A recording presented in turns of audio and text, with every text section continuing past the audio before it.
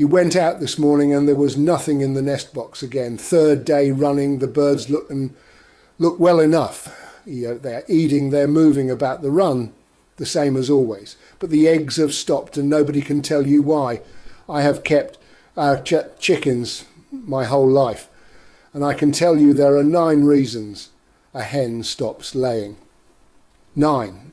That is the whole list. And once you know which one you are looking at, the fix is usually simple, and it usually costs you nothing at all. The trouble is that the feed store has something on the shelf for every one of them.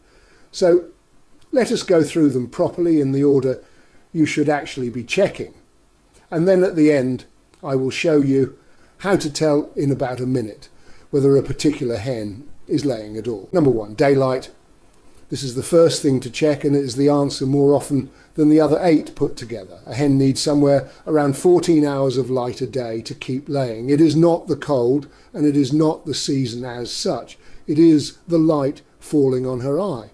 As the days shorten through autumn, the laying slows, and then it stops, and it comes back on its own in spring. That is not a fault. That is a chicken working exactly as she is supposed to. You can extend it with a light on a timer in the coop, and plenty of people do. If you go that way, add the hours in the morning rather than the evening. A light that switches off suddenly at night leaves birds stranded off the perch in complete darkness, and they do not cope well with that at all. They will sit where they land until dawn. A low wattage bulb is plenty. You are not trying to light the place up like a workshop. You are trying to convince an eye that the day is longer than it is. I will say this though, and then I will leave it alone. A hen is born with all the eggs she will ever lay already inside her. Pushing her through the winter does not create more. It just spends them faster. Letting them rest through the dark months is not a loss. It is a rest, and the birds that get one tend to lay well for more years. Number 2, moulting. Once a year, usually in autumn, a hen drops her feathers and grows a whole new set. She will look absolutely terrible. Patchy and thin and generally sorry for herself, and there will be feathers everywhere in the run as though something got in during the night. Feathers are mostly protein, and growing a complete new coat takes everything she has got. So laying stops altogether. That is entirely normal, and it lasts anywhere from 4 to 12 weeks depending on the bird. Here is a useful thing to know. A fast, messy moult where she loses everything at once and looks dreadful for 3 weeks is usually a good layer.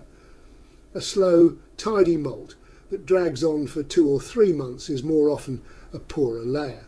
The old boys used to pick their keepers on exactly that. The only thing worth doing while it happens is raising the protein a little. A higher protein feed or some sunflower seed will help her build feather faster. Otherwise, leave her be. She will come back looking better than she did before. Number 3, age. A hen lays best in her first full year.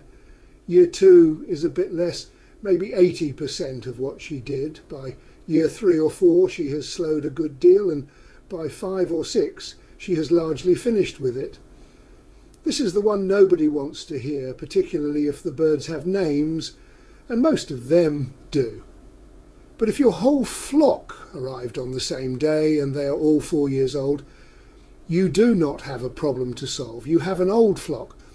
The fix is to add a few young birds each year rather than replacing the lot every 5, which also spreads your egg supply out and saves you a shock. Number 4, not enough protein. Layer feed runs around 16 to 18% protein, and that is what it has to be. Drop below that and laying falls away.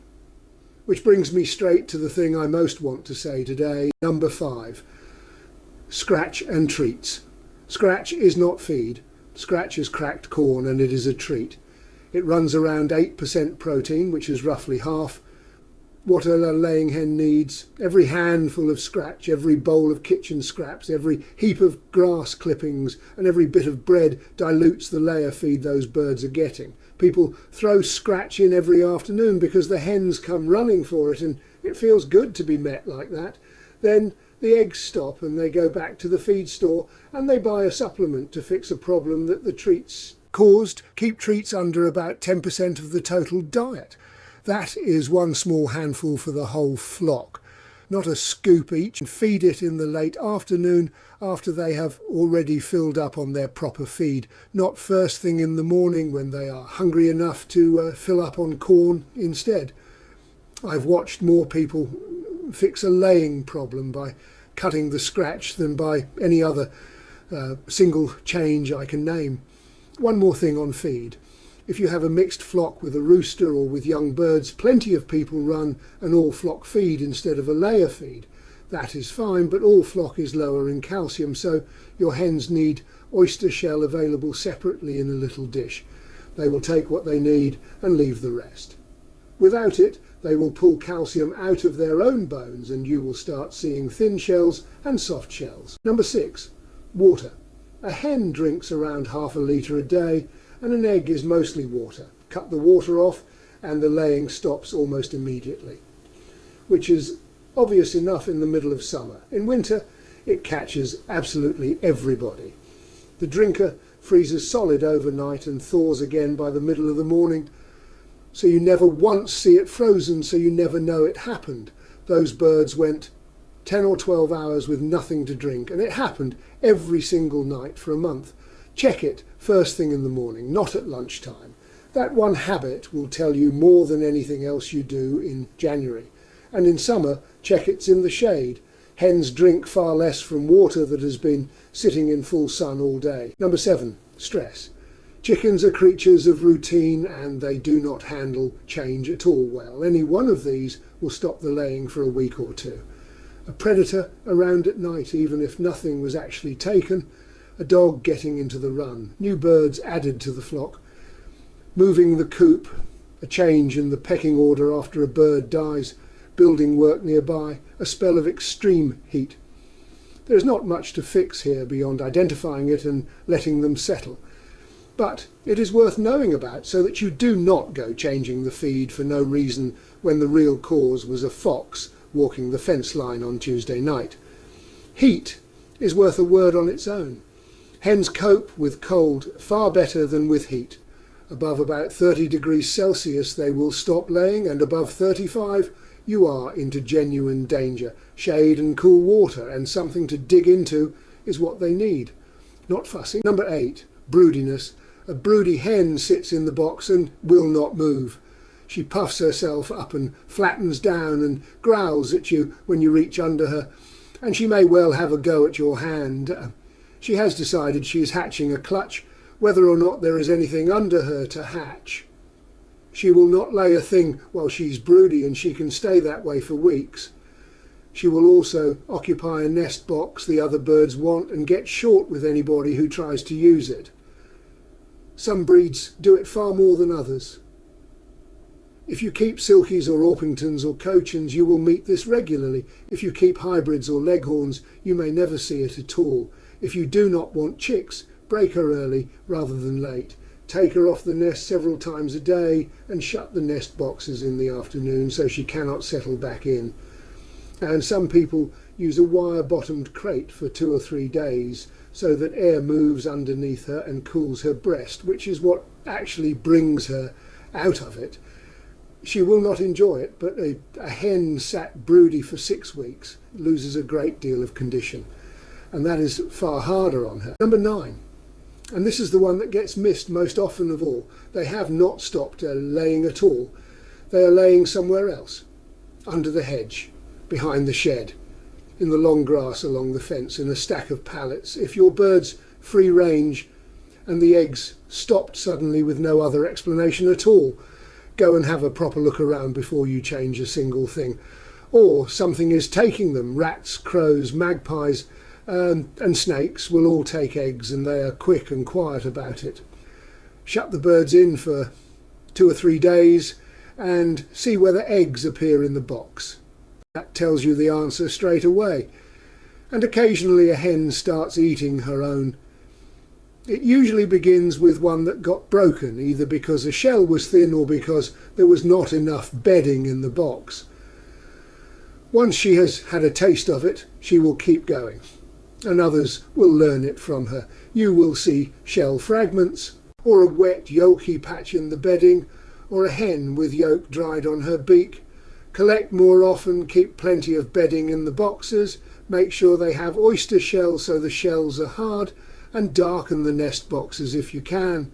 It is far easier to prevent than to cure. Now, here's the check I promised you, and it takes about a minute. Pick the hen up and look at her vent, which is the opening under her tail. A hen in lay has a vent that is moist and pale and wide. A hen who has stopped has one that is small and dry and tight and yellowish. Then feel between her pelvic bones, which are the 2 points either side just below the vent. In a laying hen you can fit 2 or 3 fingers between them. In a hen who has stopped you will barely fit one. Do that across the flock and you will know within a few minutes whether you have a whole flock problem, which means light or feed or water, or 1 or 2 individual birds, which means age or broodiness or something going on with those particular hens. That is worth more than anything anybody will sell you. Here is what is not on the list. Nothing you can buy will make a hen lay. There is no tonic and no supplement and no special feed that produces eggs out of a bird that has stopped for one of those 9 reasons. The feed store has a whole shelf suggesting otherwise, and I would leave every last one of them exactly where it is. Fix the light. Check the water first thing, cut the scratch right back. Wait out the moult. Accept the age. Look for a hidden nest.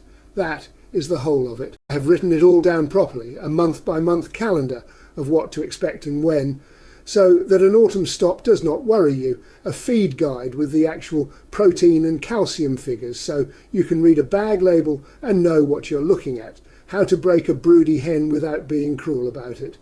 And a page on what stops a flock overnight rather than gradually, because that is a different problem entirely and it moves fast.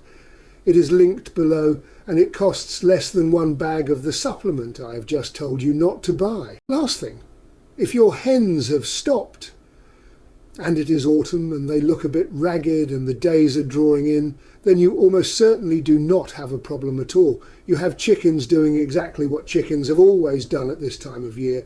Give them good feed and clean unfrozen water and leave them be. They will start again in spring, and they will start strong. The old boys who kept birds before any of us never thought that. They just planned around it and got on with the winter.